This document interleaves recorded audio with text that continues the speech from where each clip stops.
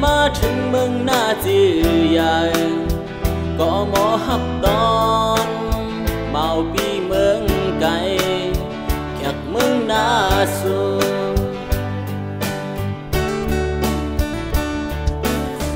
mừng on sao lâu có mỏ yếm nê màu bi mừng cay có mỏ máu dấu on sao mừng này mò dung câu trời sai mẫu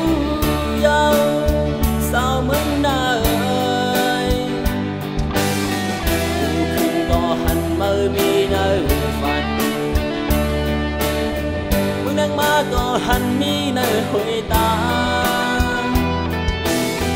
câu hàng oan mơ non ai lại chấp nhiều nơi ta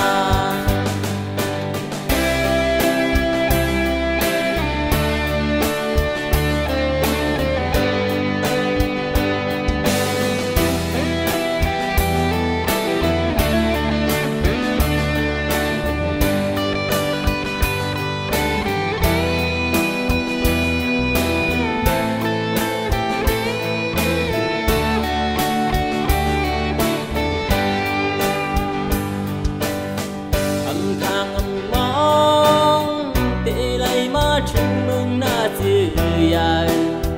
có mỏ hấp đón màu bi mừng cay khắc mừng na xuân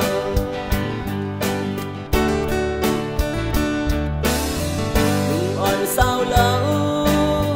có mỏ yếm nê màu bi mừng cay có mỏ máu dấu on sao mừng này mò dung câu trời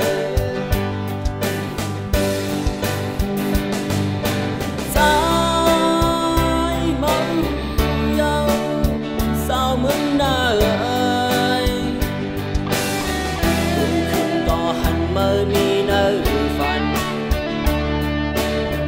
mừng nắng má có hành mi nơi hội ta ngầu hàng oan mơ non hai lại chấp nhiều nơi ta rơi cọp trái màu sương dòng rơi cọp trái hắc sương sao mừng na ơi tọp bánh ít nương mừng na chữ ơi tọp bánh trái luôn